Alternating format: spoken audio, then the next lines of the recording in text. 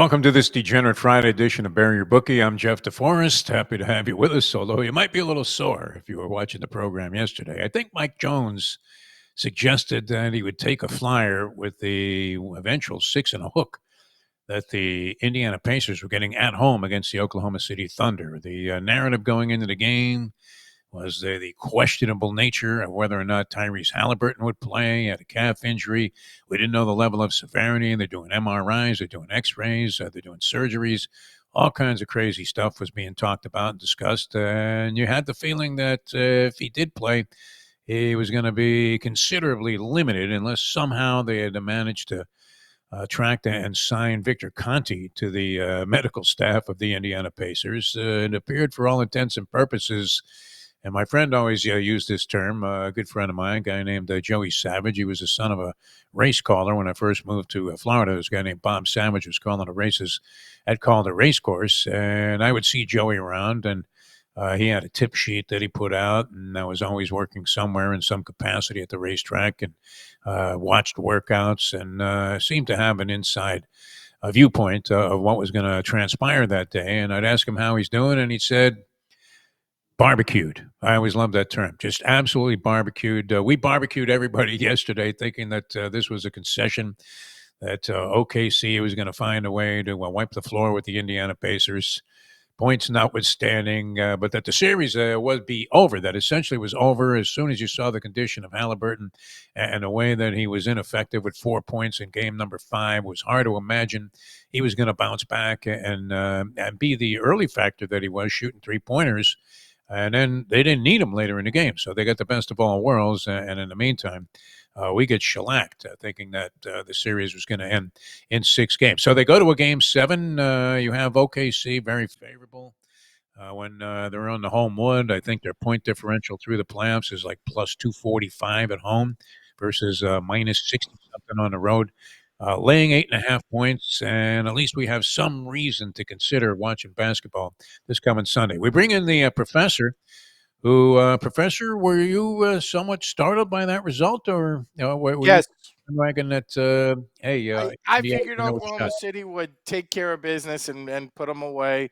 But much like the Denver series, they let Indiana hang around for and honestly looked really bad last night doing it.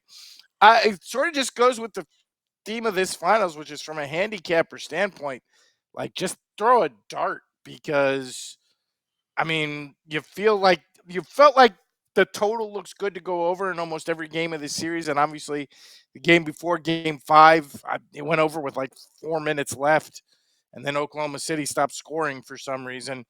Uh, but you come out feeling probably pretty good, a little lower number you've been getting in Indiana, and it goes like 30 points under. It's kind of been all over the place. Um, yeah, I mean, very difficult to handicap, and as we discussed on an earlier show, in my personal opinion, very difficult to watch. Like, I we got into the fourth quarter of this game. It was like 11 o'clock at night, and you're having that. Do I go to sleep or do I watch the end of this? But I'm already, and like at some point, you got to ask yourself, like, why am I staying awake to watch this? Yeah, up 30 points after the third quarter. It appeared that, in spite of the fact we've seen these gargantuan sums, totals being overcome by the team that was trailing, this seemed to be beyond insurmountable. I think Richard Jefferson at some point said, "Well, that's not quite in the bag yet." And I'm thinking, this, He's not helping on the hard to watch factor, by the way. I yeah, have rarely. nice enough guy though. I'm sure he's a nice guy. I don't know why he is more of an Indiana Pacers fan than Reggie Miller is. But yeah, Yeah, that was a I tough. mean, I thought it was going to bottom out last year when it was J.J. Redick and Doris Burke, Yeah, but somehow Richard Jefferson is just much more difficult to listen to than J.J. Redick. I don't want to be the hate on the new guy thing, but boy, he is just awful. They cannot get that TNT crew over to the finals quickly enough. no. Although the TNT crew, by employing the great one Wayne Gretzky, I don't know if you noticed, there might have been a slight lean towards Edmonton in most of his comments. No, it was. I mean, honestly, it wasn't just Gretzky. It was the whole. Look, I get I really do get when watching the Stanley Cup that like the entire NHL world despises the Florida Panthers. But that one I understand. Look, I saw a number this week that the last two games in the NHL finals did a 3.6 rating in the Miami-Dade television market. So like 3.6 and like we don't care. Let's be honest. We'll follow the cup around and do the party thing, but in terms of the games themselves, we don't care. I get it. And we stunk for 30 years. And call it what you want, physical, dirty, whatever. Like we're right there. Like I mean, you if you watch it, like we hit people more than it. I get why they hate the Panthers. And then let's be honest, it's all Canadians, and they are very bitter at this point about the well, now what is it, 34-year run, something Yeah, like that? how long of a drought has it been? My God. Seems impossible, almost inconceivable that no team from Canada has been able to break through here for 30 plus years. Well, now we're in the excuse making phase, and they're like, "Oh, it's because there's no state taxes in Florida." It's like, really? Then why do we suck for 30 years? Like, if they get if it's all taxes, like, why were we so terrible for so long? It's all about the organization. And in the case of the Panthers, they did something that I greatly appreciate and admire in any ball club or team that is represented, whether it's college or pro sports, but especially in the pros, where the general manager has so much influence in terms of picking players and putting together a roster. This guy, Bill Zito, I don't see how he's not the executive of the year in all sports. I agree 100%, and all praises to the Panthers' current management. They've done a fantastic job, but it makes you wonder, like, did everybody on the team up until like 5 years ago just never try? Like, were they like just picking guys out of the swap shop and throwing them on the roster? I don't know, but it kind of seems that way. They got Um, Tony Viola in there as owner, and this is one of those guys. Obviously, he has a lot of juice because of his working of the way that he timed those trades in the stock market. But everything this guy touches in sports turns to gold, including he's I owned agree. any number of prominent racehorses. He's won Kentucky Derbies, so you couldn't question that. You would think that he'd probably have success as an NHL owner, and he made all the right moves. He put all the right people in place, and especially the Zito guy who has made late season acquisitions and big trades that you don't see other front offices executing with the same efficiency. Speaking of making all the right moves, and we talked about it on our previous show, but I just want to once again praise the USGA for that US Open. And I will say that in contrast to all these crybabies out here Yeah. who are whining, oh, the course is too hard. None of the big guys can. That's what golf is supposed to be, especially at the majors are supposed to be hard, people. You're not supposed to get these runaway, Tiger at Pebble Beach beating the field by 15 strokes. Like when that happens, that's supposed to be an amazing achievement. It's not supposed to be an every time kind of deal. What we got this weekend is what the majors are supposed to be. And all the people out there are crying about they made it into a clown course. No, I mean, it was great. It was the best ending to a major I have seen in years and years. How does it get more exciting than like on the final nine on Sunday, the back nine on Sunday? Literally, like 6 to 8 guys have a chance if they make two shots. Like that was amazing. And honestly, the roar of that crowd when Spawn made that last putt, Unreal. if it had been like a named dude, like that place might have imploded. Like that was just amazing to me. And like the fact that the big names weren't involved, like stop crying about that. It doesn't have to be, the sport doesn't have to be entirely about the big names. If you get an ending with that kind of drama, man, like it doesn't get any better in sports, and particularly in these golf majors, which all too often have featured like, Scheffler or Rory or just running away from the field the last 9 holes. I thought that was a spectacular tournament. I just want to praise the USGA for what they did with Oakmont. And I hope, I hope they continue to do it. I hope they continue to find the toughest courses they can, grow the rough out so it looks like, you're going on the Jungle River trip at Disney World, hacking through those things, make the greens, like putt courses. Keep doing it, man, because I thought that was a great ending. And like the people who are hammering it, which is all too much, in the golf media, I completely disagree with you. I thought that was I hate hearing these guys cry, also, and I thought it was spectacular. You had 7, 8 guys in contention throughout the back nine. You had the bad weather come in, and that even compromised the players that were out there late, even more so. And Spawn was falling apart at the beginning of the round, something that you might have anticipated. He bogeys 5 of the first 6 holes, falls out of the lead that he had held since the opening round, and bounces back remarkably. He makes 2 of the greatest shots we've seen. It wasn't just the putt. right. There were many golfers that would say, "Hey, that the odds were far greater he would 3-putt than make it from that distance under the circumstances." But the drive he hit on 17, the drivable green, Hmm. was incredible. Now he only makes birdie on that hole, so he didn't get the separation he might have, but he had a 15-footer for eagle. And from what I'm told, like it set up perfectly for his particular driving style.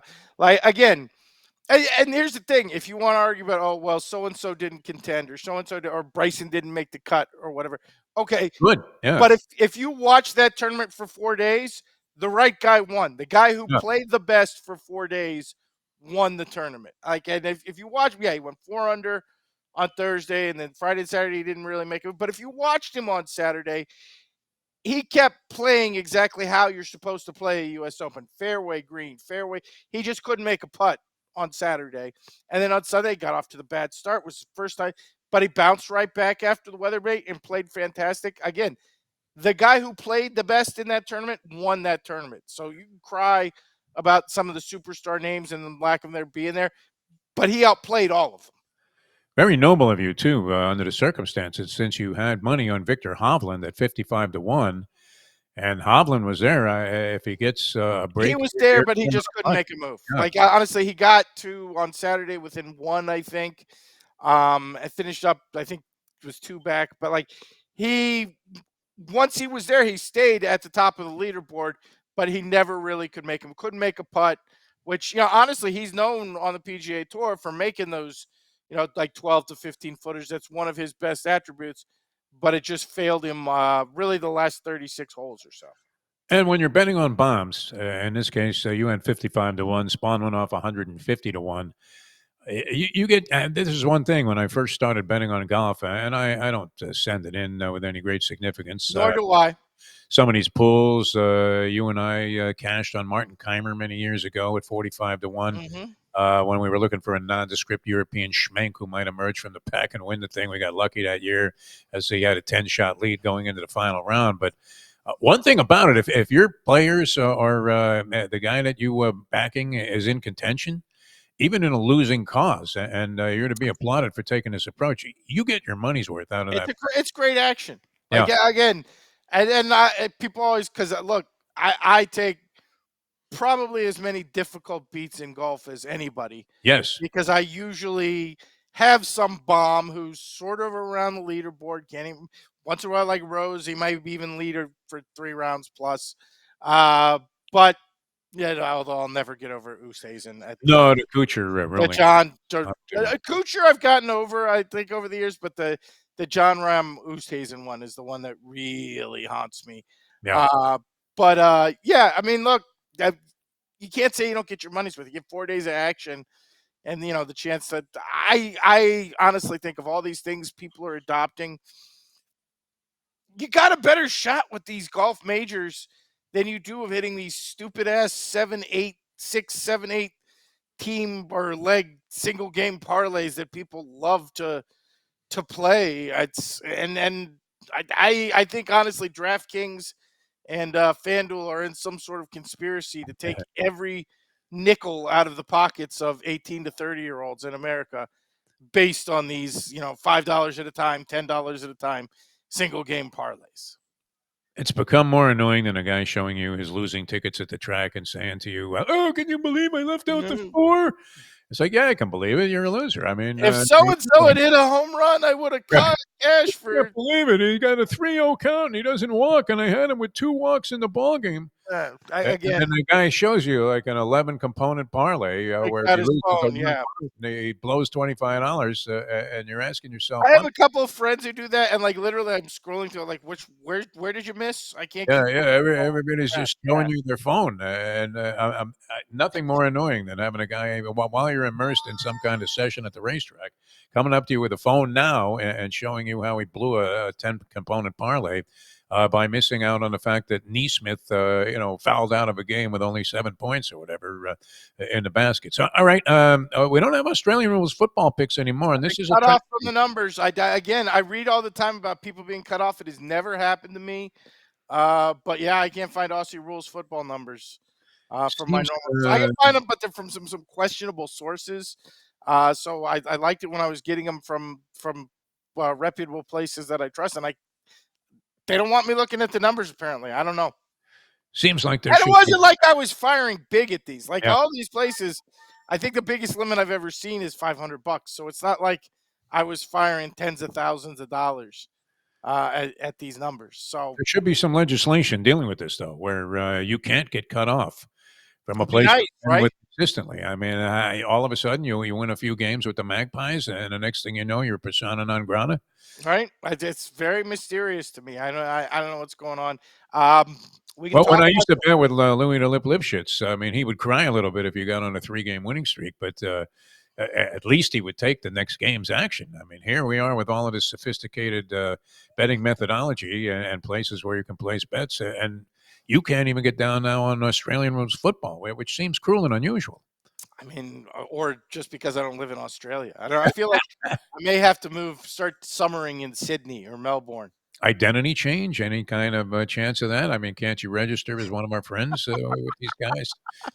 A known loser, where they do the research and they go, "This guy hasn't cashed the ticket since People actually do 1968." that too. Is that the crazy thing is I read of people they're like recruiting losers so they can fire away at their accounts. Um, but yeah, we could talk Sunday. Oh, excuse me there, folks. We've got the Thunder and the Pacers, 8.5, 215.5. I think you got to go over. This is the lowest number we've seen in the series, I believe, and it's I think the lowest probably by like a good 5 points. So I would be inclined to fire at the over. I assume going back home, Oklahoma City will get their offense together a bit. And I really don't know what you do with the 8.5 because like I'm inclined to think the Thunder will clobber them in Game 7, much like they clobbered the Nuggets. But like Indiana and the points has cashed over and over again in this series. So yeah, I don't know. Gonna Yeah, gonna be a close call tough call. on the side, but I think the total. If this is in fact an accurate number, which I'm seeing again, good source, so it should be 215 and a hook looks like an easy go way over in that spot. An eclipsable number, as they say. All right, now we're euphoric here in South Florida, where we originate the program from, because the Panthers won the Stanley Cup, and there's already been a variety of celebrations involving the Cup. We Yes, want to get to your big board for this week because you take exception to the fact that, and not necessarily exception, but you find it a little strange that this is the one cup, the one trophy in sports that everybody wants to have a piece of or a hand in, whereas it's really weird. trophies nobody seems to care about. Right? Like, okay, so like they take the other trophies on tours. I've seen, the Super Bowl trophy, the Lombardi, displayed at Dolphin Stadium, which is the only way in hell it's ever going to end up at the Dolphin Stadium is when it's on display. But I've seen it like on a flatbed truck and nobody takes pictures and nobody gives a damn. They're too busy shoveling barbecue and beer in their face at their Yep. tailgate. And I don't blame them. I would rather, have an extra beer than go take pictures with a trophy. I've seen the Larry O'Brien at the Heat trophy. I don't remember where, but I've seen the baseball trophy, and I can never remember the name of the baseball trophy. And nobody cares. I've seen the Heisman trophy. I've seen the college foot. They take the college football trophy around the country. It's been broken a few times because it's that crystal football. Um, but other than when it gets dropped and broken, nobody cares. They laugh when it falls down and breaks, but other than that, nobody cares about any of these trophies. But man, the Stanley Cup, and we were talking about if it's within like a 15-mile radius, people start texting you, start seeing, oh, the Stanley Cup is here. People like jump in their cars. People, the other day at the Elbow, driving golf carts around the beach waiting to see the Stanley Cup.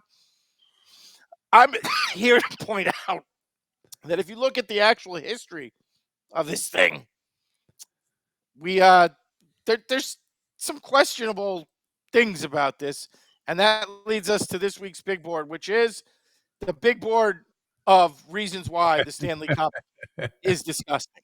And I'm not talking about the people, I'm not talking about the celebrations, I'm not talking about the players or the fans of the teams. I'm talking about the trophy itself Yes. is pretty disgusting. Especially when you combine the traditions that go around it. All right, I know where this begins, and this is a particularly favorite target of yours, the guy that handles the thing at number Yep. 5. Number 5, the keeper of the cup. You would not let this human being anywhere near your home. If this guy knocked on your door at like 10 o'clock at the night, you would not let the chain off. You would not take the chain off. You would just look. If you saw it in your little eye hole, this guy outside, you would go and get your gun. You'd be like, get away from my door. I'm going to shoot you, particularly in Florida. I mean, but this weirdo with his Captain Kangaroo wig, I don't know if it's a wig. It looks like a wig to me, but his Captain Kangaroo wig, his little molester gloves all over South Florida, everybody loses their mind. You saw a fat guy in this with this haircut wearing white gloves, you would instantly think this is the main character in a horror movie. Yeah, you're calling the But police. and the thing we have not figured out, and we have tried to investigate this, but the worst possibility is, each player gets a day with the cup and they carry it around to their favorite restaurants or wherever. Yeah. When you have the cup for the day, does this guy have to stay in your home? The curator of the cup. Yeah, I Like mean, you who would you want this have to let thing? this man sleep in your guest room when you have the cup? Because can you imagine it's being like it's your day with the cup. It's like 4 o'clock in the morning. You've been out partying all day. You're out drinking. You wake up in the middle of the night to find this weirdo looks like a serial killer Yeah. in his underwear rooting through your fridge with those little white gloves. Keep them away from the kids. That's for sure. A lot You of these wake up, guys. you go to your kitchen in the middle of the night, and there's this guy with his gloves making a grilled cheese sandwich. Like, it's the worst possible scenario I can think of. Yeah, I'm with you on that, and particularly creepy every time you see this guy, whether he's wheeling the case that the cup is in through the airport or bringing it to the arena. Every time you look at this guy, you're thinking, where the hell did they find this cat? And the other side of that is, how do you get a job like that? Which wouldn't be half bad if you were making substantial money for just being the escort of the cup. All right, number 5, nobody sane would let this creep anywhere near their home. Number 4. Number 4, all sorts of disgusting meals have been served with this cup. And again, we flash back to the weirdo because what's he doing all the time? He's got like his silver polish. He's like polishing the cup, and then you go and eat hot dogs out of it. Think about all the germs, all the chemicals involved with this thing, and you're just eating a pile of hot dogs. This is Kessler, by the way, won it with a couple of times with the Penguins. You're eating a pile of hot dogs out of it. Like, that's just disgusting. Yeah. Imagine what is going into your body when you're eating a pile of hot dogs out of this cup, which has been touched by 10,000 people. The weirdo with the gloves, like I wouldn't want to eat anything out of this. No. Our friend Mike Mayo informed us that when former Panther goalie Roberto Luongo ate a bowl of pasta out of this, they actually lined it with another bowl, and he wasn't eating out of the Stanley Cup himself. To which I say, thank God, because who knows what disease Roberto Luongo would have caught if he had eaten out of this thing himself. You'd almost rather get a hot dog from a New York street vendor who you knew had fished the water that it was sitting in out of the Hudson River than eat a hot dog or anything for that matter coming out of the cup. And it was particularly in use and on display at various restaurants in South Florida where they served everything from paella to bouillabaisse. So, yes, be careful if you're dining out of the cup. All right, that's number 4. Number 3. Number 4, it has been used as a feed dish for all sorts of animals over the years. This is when the New York Rangers, by the way, the year that the New York Rangers had the cup, it was particularly disgusting. There's all sorts of stories about what happened to the cup. Everything from used as a seat for strippers to, as we're seeing here, Nick Zito feeding goat for gin out of the cup. Now, all praise is due for goat for gin. He was a Kentucky Derby winner, so at least it's a champion eating his hay out of the cup. But really, I don't necessarily want to touch something where a horse is eaten from. And particularly, with Bob Baffert, Right? thank God it wasn't Bob Baffert, because who knows what horse steroids and drugs would have lined that cup with forever chemicals for the next 50 years. Yeah. And flash back to the Bob Baffert controversy at the Kentucky Derby. What was his excuse? Oh, the jockeys like to pee in the hay, and the jockeys were on steroids, so the horse ate jockey pee hay. Well, who says that doesn't happen in every other barn in America? I don't want to eat out of something that horses are eating out of. Yeah. And by the way, it's not just Nick Zito and Go for Gin.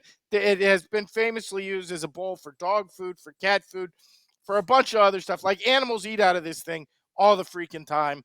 I don't know about you, Defo. I have dogs. I love dogs, but I'm not serving meals in my dog bowls. No, it's a late scratch for me. That factor alone, that you have animals eating out of the Stanley Cup, and then you want to go and touch it. And the Baffert thing, of course, probably the worst steroid excuse I've ever a illegal drug performance enhancer. I've heard that the groom pissed on the hay that the horse ate, and therefore the test came up positive. And meanwhile, I mentioned this many times. I came across Baffert and his wife Jill as I was going to a restaurant at Del Mar, Encinitas.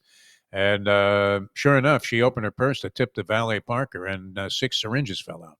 So, validating truth to the assertions that maybe Baffert wasn't doing everything on the level. All right, that's number 3. Number 2. Number 2, and this at one point would have been a South Florida only reference, but this was actually referenced multiple times at the end of the broadcast that night, last night, or not last night, Tuesday night. And that is, this thing has spent 2 now extended tours at the Elbow Room, which is South Florida's most disgusting bar. Yeah. It was actually referenced a couple times. If you watched the game, Brady Kachuk was wearing an Elbow Room hat at the end of the game. Apparently, local press asked Matthew Kachuk after the game when it was going back to the Elbow Room. For those who do not know or understand the Elbow Room, it is a bar on Fort Lauderdale Beach that, despite being an open air bar right next to the ocean, where if you've been around the ocean, everything smells like the ocean. The Smells Elbow Room still somehow manages to smell like a toilet, great. despite being 15 feet away from the Atlantic Ocean.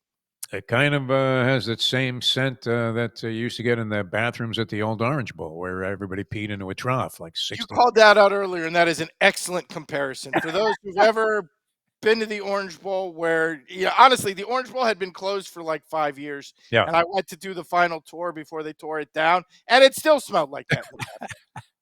Got to smell like the hallways at PS20, where I went to grade school in Brooklyn. Anyway, if you have spent time in the Elbow Room, like, you have gone through a decontamination chamber afterwards to make sure that whatever is on the tables and chairs and bars at the Elbow Room does not make contact with you. You are better off going to the Elbow Room in a hazmat suit than you Yeah. are in a Florida Panthers jersey. You're more likely to see more people in hazmat suits than customers in there. And they're open at 7 o'clock for this ceremony. And at 7 o'clock, usually they're just peeling the people that were there till 5 off the ground, and then fumigating the place to try and stay open the next day. So that's number 2. 2 extended trips to the Elbow Room in Fort Lauderdale. And as you can see, Where this, the they like to pour beer on it and then pour beer on the crowd. Yeah. Like, you're lucky if that doesn't melt your face off. All right, what tops the list, Professor? Number 1, and I just discovered this one when I was going through the list, and that is small children and babies have used this thing as a toilet multiple times. The most famous of which is Chris Draper of the Red Wings put his baby in it, and as he went to pick her up in front of the crowd, after the kid peed directly into the Stanley Cup. Apparently, this also happened in the 60s with a guy named Red Kelly. Right after the game, he put his baby in it. And again, look at this particular baby's face. That is the face of a baby who has just crapped his diaper as he was dropped into the Stanley Cup. Like, anybody who's had a baby or been around a baby knows that look. Yeah. That is the look of a kid who has just filled his diaper up all over his face right there. Yeah, same thing. I mean, many disgusting elements, but having a baby taking a dump in the Stanley Cup would be a very discouraging reason to possibly go and fight off a big crowd to Again, I'm not saying if you're one of these hockey people who wants to follow the cup around or whatever, If you want to go do it, knock yourself out. Our good friend Luby is desperate to see the cup. Yes, yes. I'm just saying the cup itself, the trophy itself, all the things that happened to it, and we haven't even gotten into just like, people with dirty hands and Yeah. whatnot, touching it and rubbing it. The cup itself is pretty disgusting. Like, this is not something you would normally do, an item you would normally want to touch. People want to take a drink out of it, and these are not behaviors you would endorse in any other situation. And you're right. I mean, the other trophies, Larry O'Brien, people that were born less than 40 years ago probably have no idea who Larry O'Brien was. The World Series trophy, I stood next to it once, had a picture snapped. I have no idea what that picture is today because I could care less. And if you're, looking at any trophy, at the Super Bowl trophy, like you said, nobody cares. I mean, that little glass or whatever it is, Waterford Crystal trophy, is of no meaning whatsoever to any of the people to get near. And yet the Stanley Cup has this wild attraction that everybody is fascinated by. So, very well pointed out, very well illustrated, Professor. As always, dynamite job on the big board this week on a Degenerate Friday. Sorry you're cut off on your Magpies and Australian rules football because. Yeah, me too. Well, I mean, you're finally winning after all these years. I mean, you've had success gambling and are very astute college basketball and football better, but it just seems cruel and unusual that some organization is capable of cutting you off when you finally win a couple of games in a row. That's Right? should They'll, be criminal activity. they'll take my British Open action though. Yeah, yeah, for sure. The run you're on in golf, so we'll take as much as you want. But Yeah, keep sending it in. All right, Professor, you have a great weekend. I'll talk to you again next week here on Bury Your Bookie, and thanks as always so much for joining us here on the show. you have a great one, Dave. All right, the professor, ladies and gentlemen. That's going to do it for us. We ran a little into overtime situation here, so we're going to get out of here. Have a great weekend, everybody. Make all your wagers successful. Enjoy the NBA final game. We'll see who ends up being crowned a champion. There's been this general assumption by us and everybody else that Oklahoma City was going to win it. Thought it would be in 5, thought it would be in 6, and now you're thinking it's happening in 7. So I would like to see nothing better than these chalk players eating it, even though that was our thought also, that OKC was probably the better team. Mirror images somewhat of each other. And Indiana at plus 550, you'd be in a favorable situation, even if your inclination was to hedge. If you had gone ahead and taken them up on that proposition and taken 550 to 100 on the Indiana Pacers in the series. So hopefully you're in a lock spot for the game and can just sit back and enjoy it, light up a big cigar when you win. And thanks so much for joining us on today's edition of Bury Your Bookie.